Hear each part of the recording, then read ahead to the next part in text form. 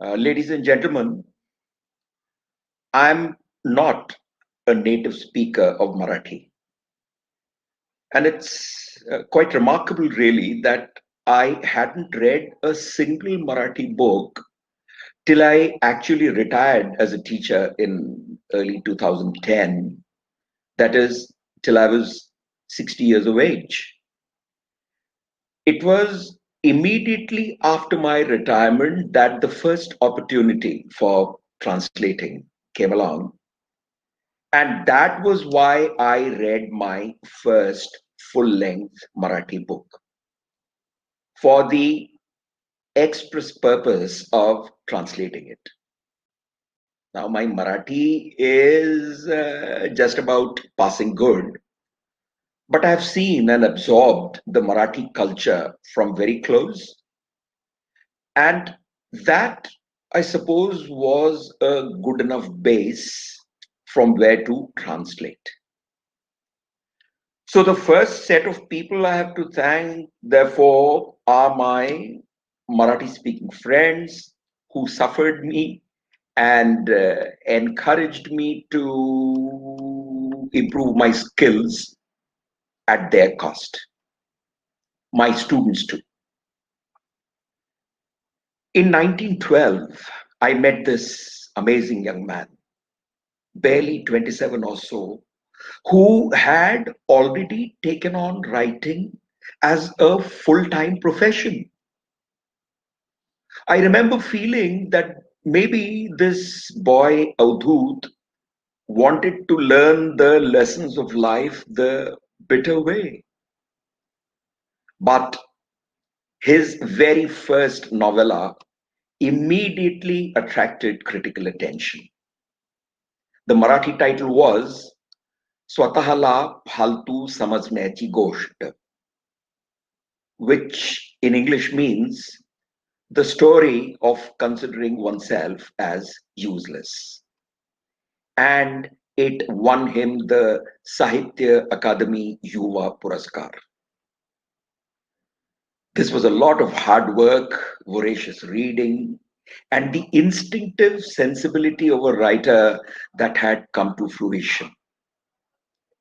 When I read it for the first time in 2013, I was completely bowled over by the novelty of its theme, the deep understanding of the human condition, and a style of presentation at once deeply empathetic, yet hard headed and free of any lachrymose stuff. I knew instantly that I simply had to get this book into English and make this work available to a wider readership. When he hesitated, I had to virtually snatch the manuscript out of his hands. I enjoyed every single minute that I spent in the translation. Early in 2014, he had finished his second book, Eka Lekhakache Teen Sandarbh, the three contexts of a writer. And it turned out to be an equally compelling work, riveting, demanding to be put into English for presentation to the world beyond Marathi. And then I did the third one, titled Leaf, Water, and Flow. These three novels form a trilogy.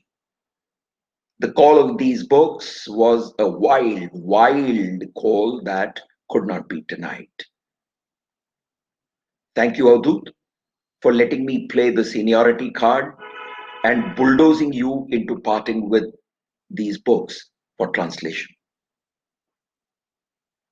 Then came the fateful evening of October 2017 when I met Dinesh Sinha and Sridhar Balan of Ratna Books at Kitabkhana, Mumbai, at the launch of my friend Kirti Ramchandra's translation of Gangadhar Gadgil. I chatted up Dinesh and persuaded him to read the translations. The connoisseurs that they were, they immediately recognized the potential of the books and offered to publish the first two novellas in a single volume. We have been fortunate to have found a deeply committed publishing house in Ratna Books. The amount of care and attention that has gone in the production of this book is visible in every page. Thank you, Dinesh. Thank you, Sridhar. And then happened the submission and the shortlisting of our book by the Value of Words. I am sharply aware that there is really nothing that separates one shortlisted book from another. But since only one can be selected for the award, art being art, the subjective response of the judges becomes a critical factor. Another set of judges, or even the same judges on another evening, and it could easily have been, and very justifiably too, one of the other shortlisted books. I take this opportunity to record my gratitude to the Value of Words Foundation for instituting this award, for the encouragement of literature and art. I am deeply humbled by the choice that the judges have made of identifying our book for receiving this coveted award. Thank you very much, all of you, all over again. Thanks a lot.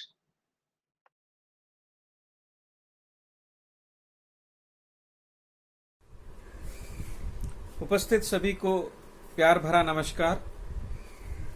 सबसे पहले मैं value of words के आयोजकों को बधाई देना चाहता हूं कि वे हर साल राष्ट्रीय स्तर पर साहित्यिक कार्यक्रमों का आयोजन करते हैं और साहित्यकारों एवं अनुवादकों को प्रोत्साहित एवं पुरस्कृत करते हैं।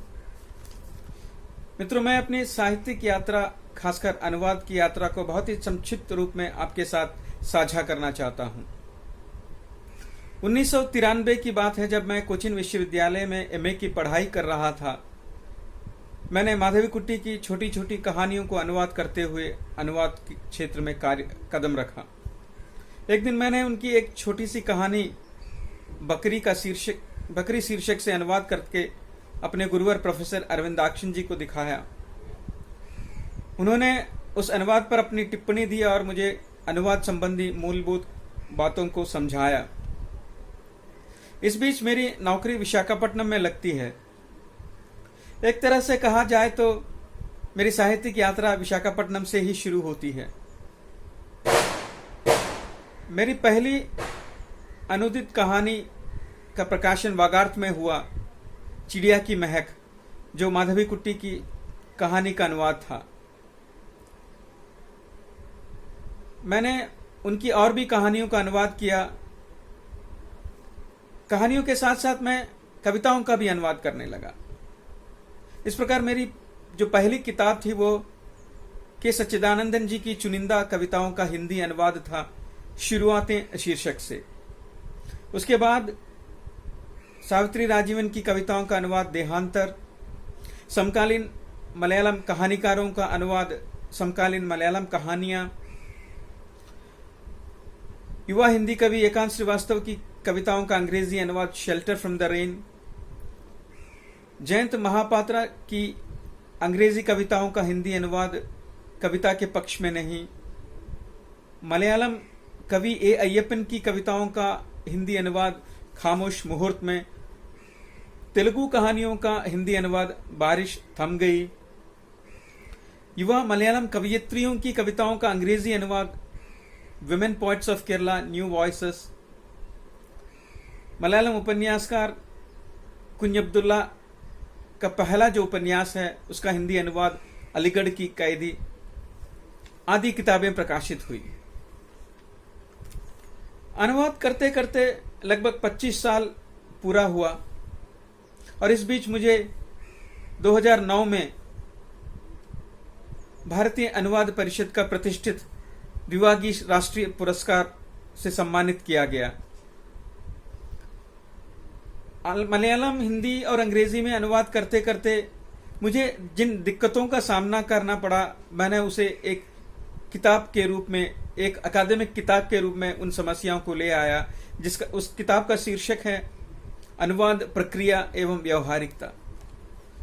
मित्रों, आपसे साझा करते हुए ये खुशी महसूस हो रही है कि आज यह किताब पौंडीचेरी विश्वविद्यालय, जो कि केंद्रीय विश्वविद्यालय है, संस्कृत विश्वविद्यालय कालडी और कोचिन विश्वविद्यालय में अनुवाद पाठ्यक्रम में इसे रेफरेंस टेक्स्ट के रूप में सिलेबस में शामिल किया गया है। इस बीच साहित्य अकादमी और अन्य संस्थानों से मुझे अनुवाद कार्य सौंपा गया। देश के कई कॉलेज व विश्वविद्यालयों से अनुवाद पर व्याख्यान देने के लिए मुझे आमंत्रित किया गया। अब तक अंग्रेजी, हिंदी और मलयालम में मेरी 43 किताबें प्रकाशित हो चुकी हैं। इनमें अनुवाद, कविता एवं आलोचना की किताबें शामिल हैं।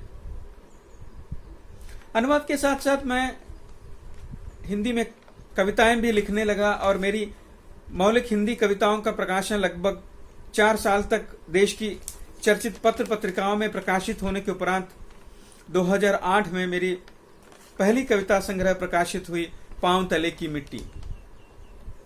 और मेरे लिए खुशी की बात है कि मेरी इस कविता संग्रह की कई कविताओं का देश विदेश की भाषाओं में अनुदित होकर आए हैं।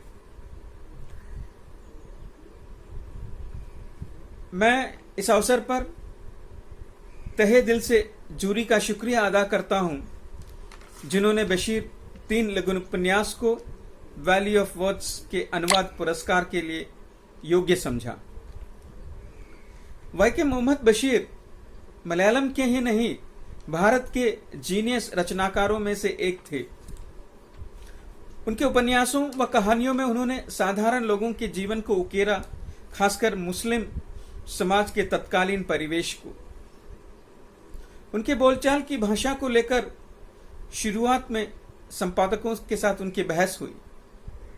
इतिहास गवाह है कि बाद में बशीर साहित्यिक दुनिया में उनके भाषाई सामर्थ्य के कारण जाने गए। प्रस्तुत किताब में उनकी बहुचर्चित 3 उपन्यासों का अनुवाद शामिल है। दीवारें, हाथी बटोर और स्वर्णक्रूस और जिंदगी की परछाइयां। मेरे 28 साल के अनुवाद यात्रा में बशीर को अनुवाद करना चुनौती भरा काम था, खासकर उनकी बोलचाल की भाषा को। मैंने बशीर को गहराई से पढ़ा और उनकी भाषा को समझने की कोशिश की। कई बार ऐसा हुआ कि मैंने उस उपन्यास को समझने के लिए, उस भाषा को समझने के लिए बार बार उस उपन्यास को मैं पढ़ता गया। वो भाषा का उपयोग बहुत ही चतुराई से करते हैं और अनुवाद में उसे ले पाना बहुत ही चुनौती भरा काम था मेरे लिए। इस प्रकार उनकी भाषा को समझकर, उनकी शैली को समझकर मैंने उनकी उपन्यासों और कहानियों का हिंदी में मैंने अनुवाद किया और मुझे खुशी है कि मैं काफी हद तक उनको अनुवाद करने में सफल रहा। अनुवाद मेरे लिए जुनून है। 5 भाषाएं बोलना और इनमें अनुवाद करना, इसे मैं मां सरस्वती का अनुग्रह मानता हूं। अनुवाद एवं मौलिक लेखन के माध्यम से पिछले 28 सालों से मैं भारतीय साहित्य को समृद्ध करने का छोटा सा प्रयास कर रहा हूं। इस अवसर पर मैं उन तमाम लेखकों को याद कर रहा हूं जिन्होंने अपनी रचनाओं को मुझे अनुवाद करने के लिए दिया। उन तमाम संपादकों के प्रति मैं अपना आभार व्यक्त करता हूं जिन्होंने मेरी अनुदित रचनाओं को प्रकाशित किया। लगभग 12 भारतीय भाषाओं से मैंने 150 के ऊपर लेखकों को अनुवाद के माध्यम से पाठकों को परिचित कराया। मैं इसे अपना सौभाग्य मानता हूं। मैं बड़ी विनम्रता से प्रतिष्ठित वैली ऑफ वर्ड्स का अनुवाद पुरस्कार स्वीकारता हूं। सभी को शुक्रिया, जय हिंद और पुनः नमस्कार।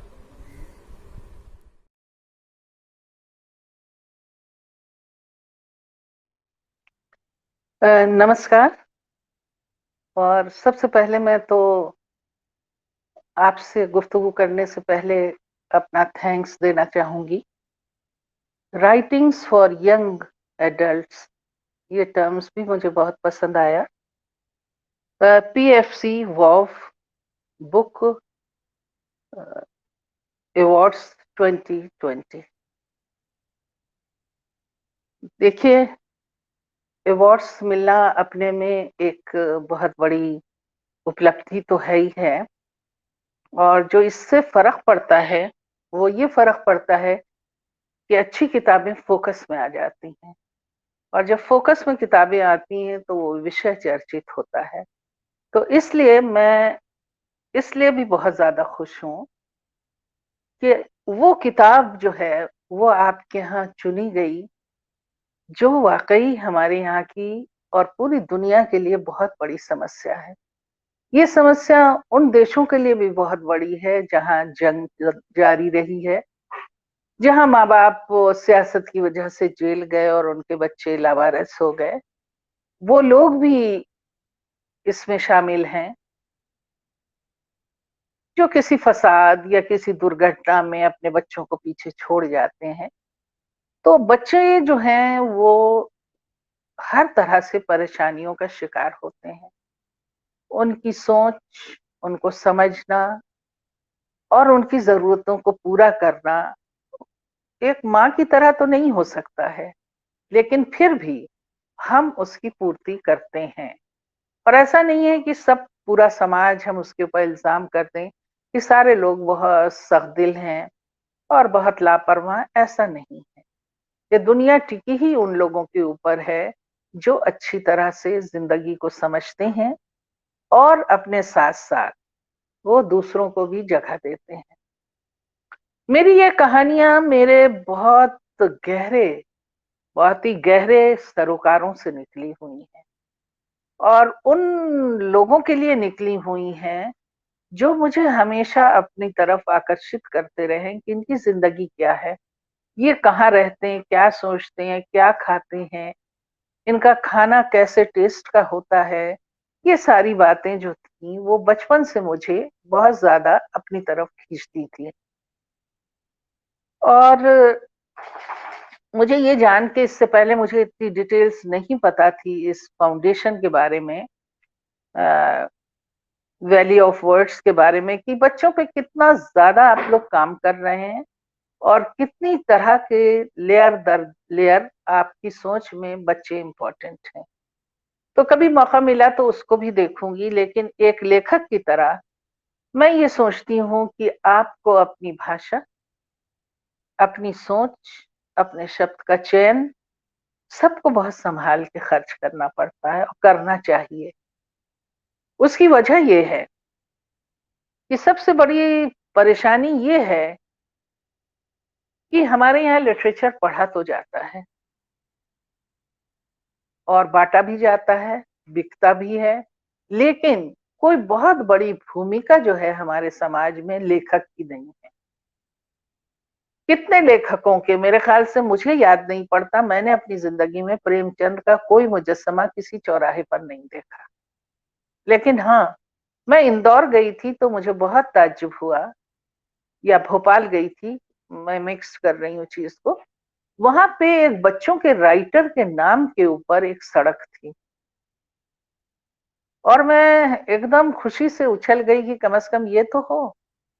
जबकि रशिया में, मिडिल ईस्ट में और दूसरी जगहों पे जो जो कंट्री मैंने देखे, वहां राइटर्स की बड़ी इज्जत और बहुत ही ज्यादा, जिसे कहते हैं सम्मानित तरीके से देखा जाता है, क्योंकि जब तक आप सम्मान नहीं दीजिएगा तो ना तो वो चीजें पढ़ी जाएंगी और ना वो समझी जाएंगी।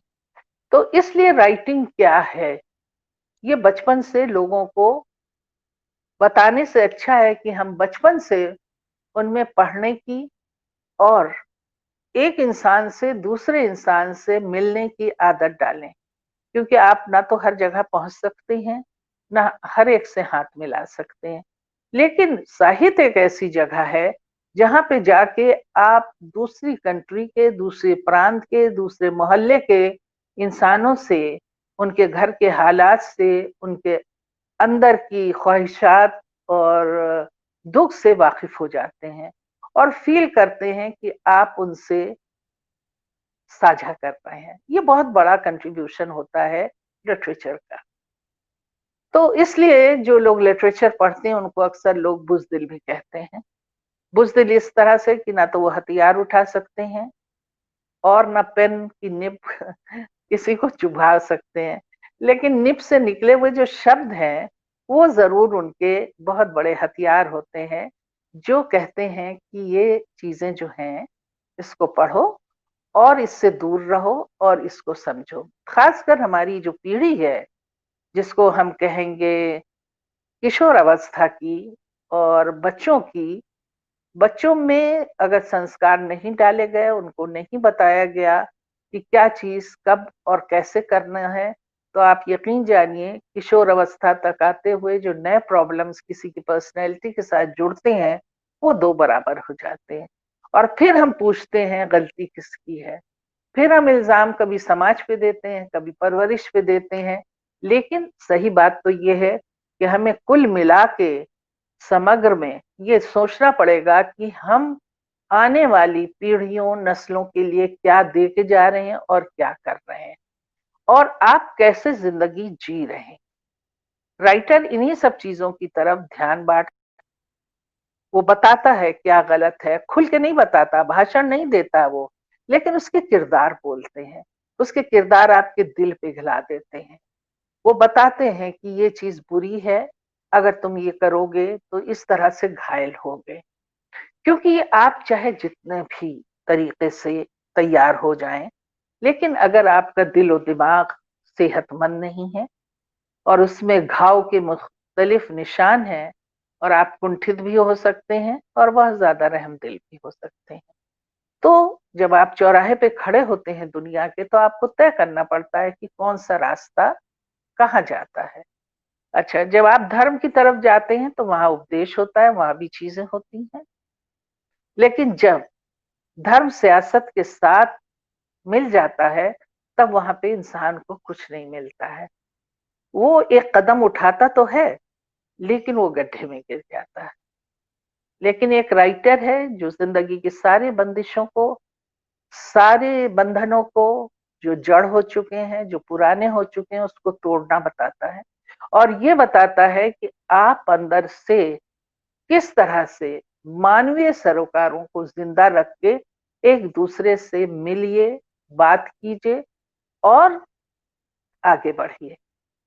देखिए, कोई भी आर्ट है और कोई भी जिसे कहते हैं कुटीर उद्योग धंधा है, या बहुत बड़ी बड़ी कंपनियां हैं, इंसानी रिश्तों के बिना नहीं चल सकती। बंदूक के जोर पे और बम के जोर पे आप लुटेरे तो बन सकते हैं, आप सप्रेस तो कर सकते हैं एक कौम को, एक देश को, लेकिन आप हासिल कुछ नहीं करेंगे। और आज देखिए, महामारी इसीलिए आई है क्योंकि धरती का गुनाह कुछ आसमान छूने लगा था। हम आपस में भी उसी तरह की रंजिशें रखने लगे थे और एक्सप्लॉयटेशन भी बड़ी कंट्री का छोटी कंट्री के साथ बहुत ज्यादा हो गया था। मैं मानती हूँ बच्चों कि बड़ी मछली छोटी मछली को खाती है, लेकिन वो भूख की वजह से खाती है, हवस की वजह से नहीं खाती है।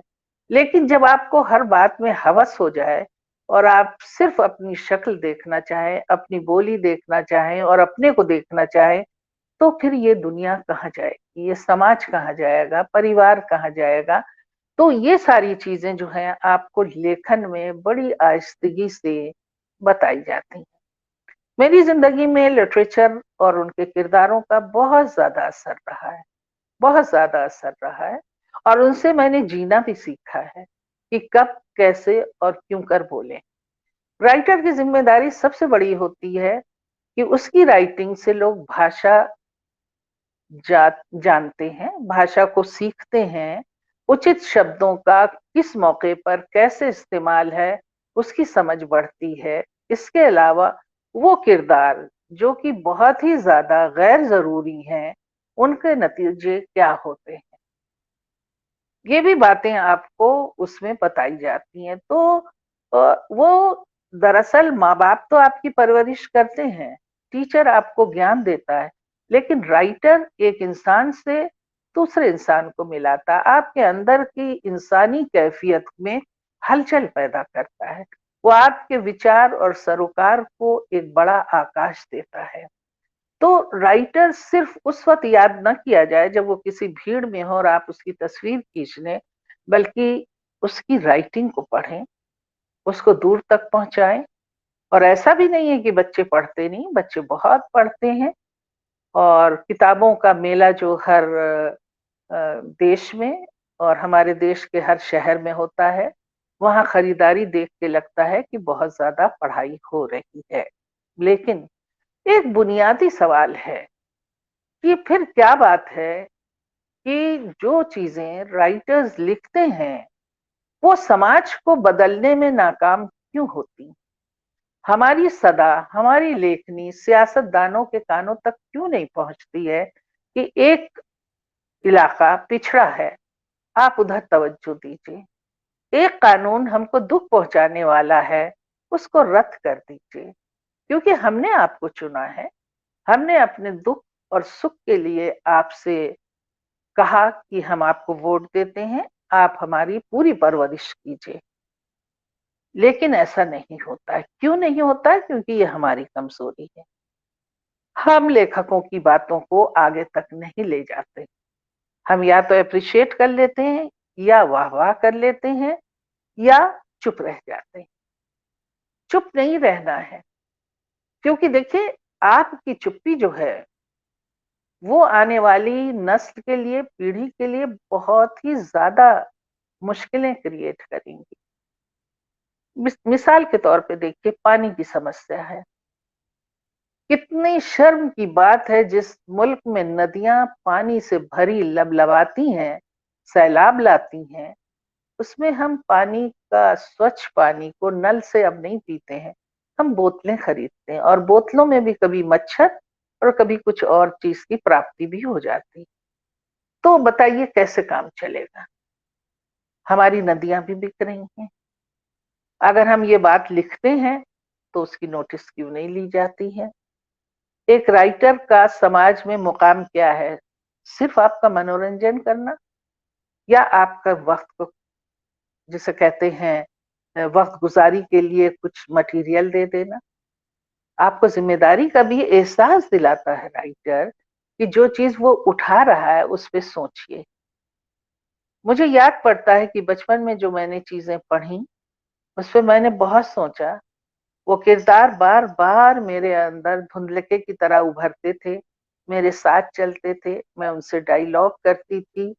ये सब बहुत जरूरी होता है। और ये तभी होगा जब आप रात दिन अपना सर झुका के गेम नहीं खेलिएगा, या गलत किस्म की सियासी खबरें नहीं सुनिएगा, या बिला वजह किसी से भिड़िएगा नहीं। ऐसा नहीं, ये चीजें आपको ग्रो नहीं करेंगी। राइटर यही सब बताता है। और अच्छी किताबें सबसे बड़ी दोस्त होती हैं। किताबों को ध्यान से रखिए, प्यार से रखिए, सहला के रखिए, क्योंकि वो जो है वो एक इंसान को जहनी, मानवीय तरीके से बनाती हैं। वो आपके किरदार का पूरा आत्मा के रूप में उसको आकार देती हैं, जो बेहद जरूरी है। और मुझे इसीलिए खुशी है कि जब मेरी ये किताब गलियों के शहजादे लोगों तक पहुंचेंगी और उसकी कहानियों पे मेरे इंटरव्यू देखे जाएंगे और मेरी कुछ बातें कुछ बच्चों के जहन में अटक जाएंगी, तो मुझे पूरा यकीन है कि वो बच्चे किसी भी जगह पे जाए वो ऑफिसर बन सकते हैं, वो खेती कर सकते हैं, वो बागबान बन सकते हैं, वो हवाई जहाज उड़ा सकते हैं, वो कुछ भी कर सकते हैं। लेकिन उनके लिए सबसे पहले जो जरूरी होगा वो इंसान होगा। क्योंकि अगर आप इंसान के साथ नर्म दिली से पेश नहीं आएंगे और कानून को ही देखेंगे, तो कानून में लचक भी तो होती है ना। ऐसा तो नहीं है कि कानून जुल्म बन जाए। वो कानून जो कभी इस्तेमाल हो और कभी इस्तेमाल ना हो। तो इस सब की समझ आपको कौन देगा? माँ बाप के तजर्बे तो एक हद तक होते हैं ना। पूरी दुनिया, जो नई दुनिया आप देख रहे हैं, उन्होंने पुरानी दुनिया देखी है। तो आपके तजर्बे उनके तजर्बे दोनों टकराते हैं। लेकिन जब अदब आप पढ़ते हैं, जब लिटरेचर आप पढ़ते हैं, तो उसमें आपकी मुलाकात सडन हो जाती है कि एक लड़का जो घूरे पे कूड़ा बीन रहा है, वो भूखा है, और आप नखरे कर रहे हैं कि आप खाना नहीं खाएंगे, आपको मैकडोनल्ड से कोई चीज मंगा के खानी है। तो उस वक्त आपको एहसास होगा कि हमारे घर के बच्चे खाने बासी और खराब, अच्छे और लजीज, वहां पे प्लास्टिक के थैलों में पड़े हैं, जिनको एक तरफ से कुत्ते घसीट रहे हैं और दूसरी तरफ से बच्चे खोल रहे हैं।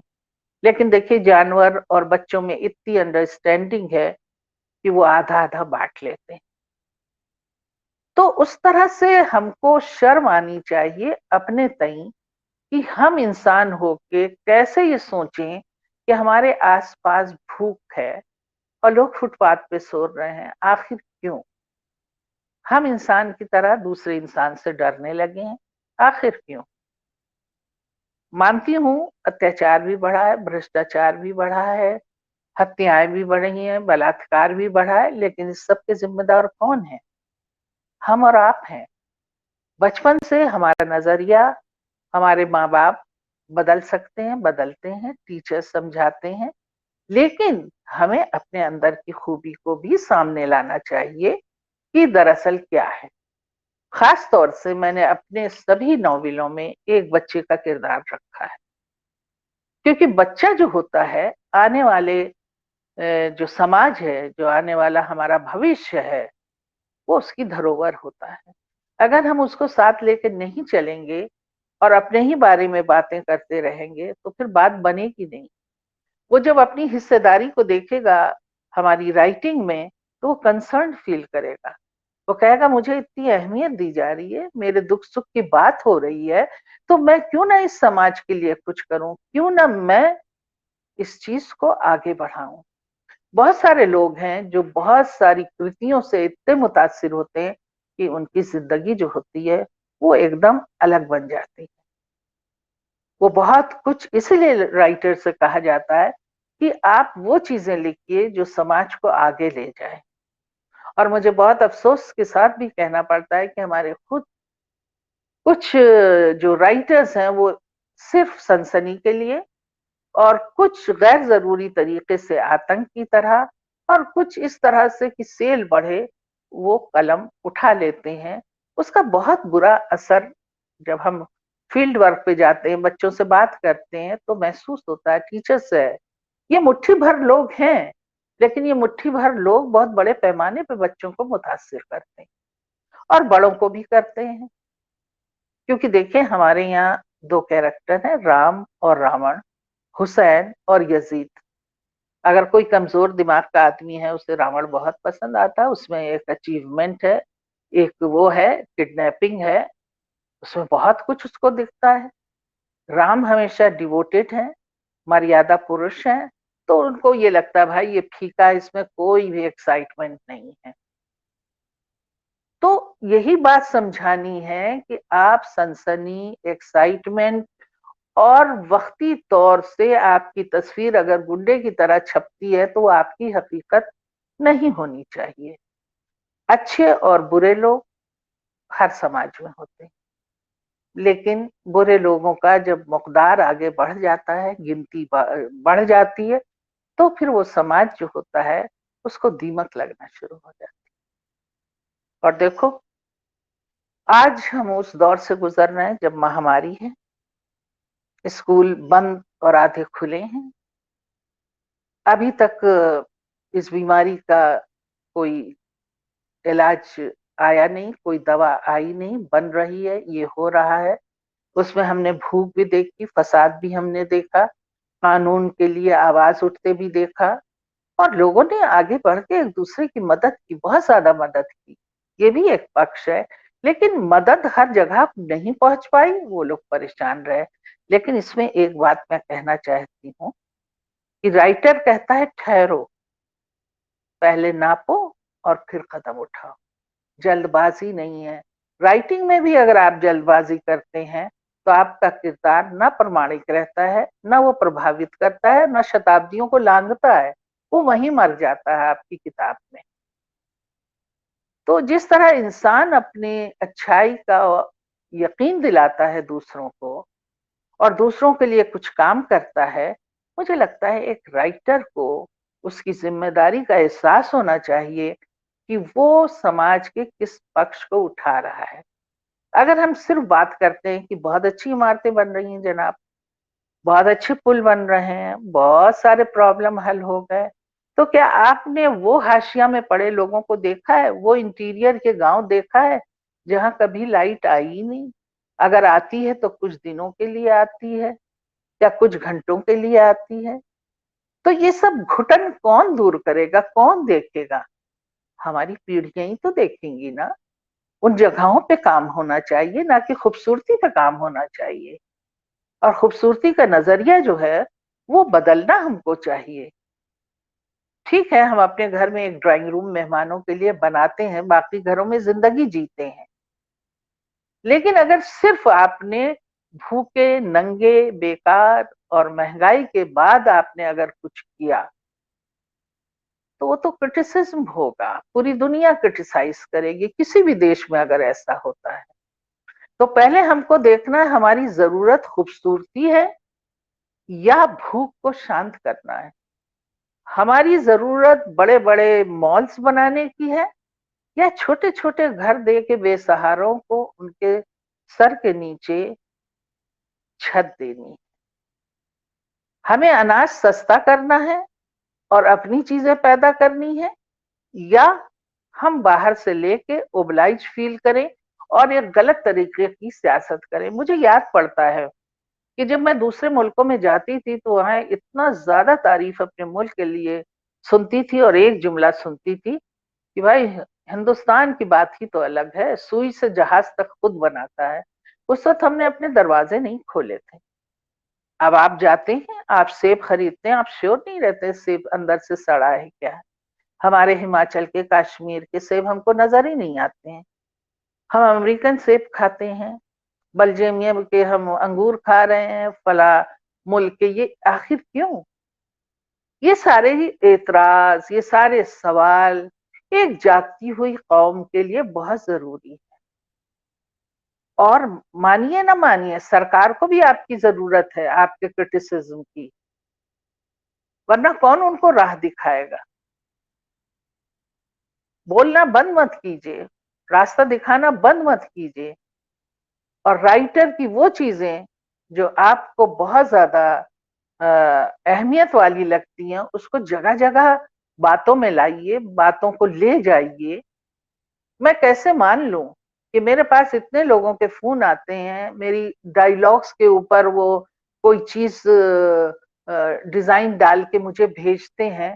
तो ऐसा तो नहीं है कि बच्चे पढ़ नहीं रहे हैं, सीख नहीं रहे हैं, लेकिन उनकी सामूहिक आवाज जो है, जितनी लाउड आप सामने आनी चाहिए, वो क्यों नहीं पा रही है?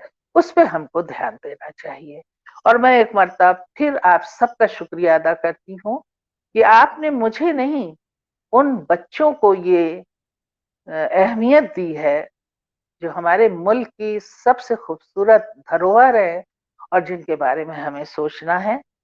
और उनकी तरफ से, अपनी तरफ से और मेरे जितने पाठक हैं उनकी तरफ से मैं एक बार फिर वैली ऑफ वर्ड्स को थैंक्स देती हूँ, दिल से थैंक्स देती हूँ। और मुझे लगता है कि जब किताबें अच्छी चयन होती हैं तो हमारी बात दूर तक जाती है। इसके साथ मेरा आदाब कबूल कीजिए और मेरा शुक्रिया कबूल कीजिए।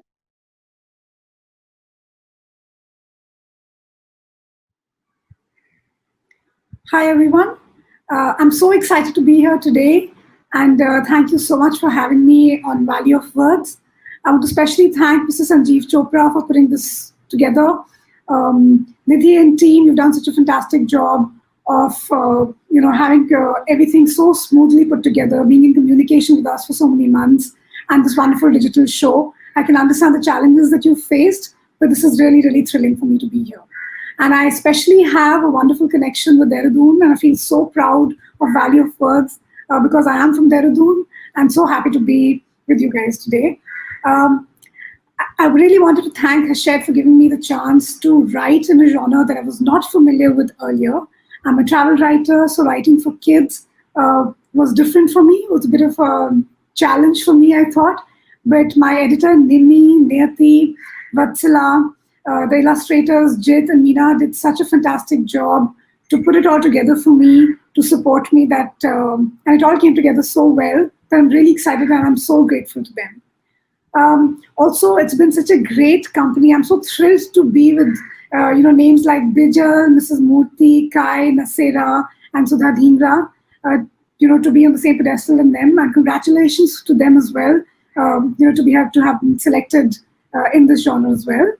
I want to talk a little about my time in Dehradun growing up, which is really what set the tone for me to write, or perhaps for a tiger called Machli to even, possibly shape in my head in that age. I had the great opportunity to stay in a house, to live in a house for many years, with a huge garden in the front, a garden at the back. There was a cow shed. There were many fruiting trees. There were animals, of course, dogs after dogs, a stray pig, a snake perhaps sometimes. There were obviously certainly cows there, a cat sometimes. Just growing up with these creatures around and to be in that very nature-friendly environment must have had a very implicit effect on the head.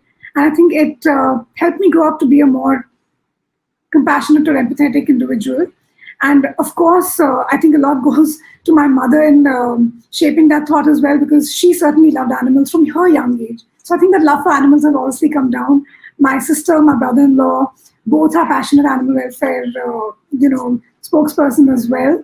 And now my husband, who loves fostering cats, and my dad, who's a good ally in all of this. It just it's good to know that all of us are so tuned in, and with the whole empathy for animals is concerned.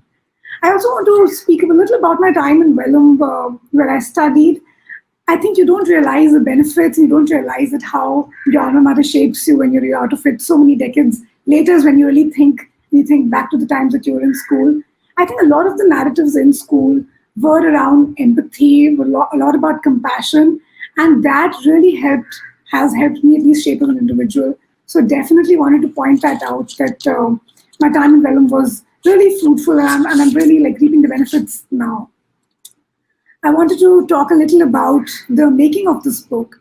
I have always been a travel writer for the last 15 years, all over India, different countries, all of that.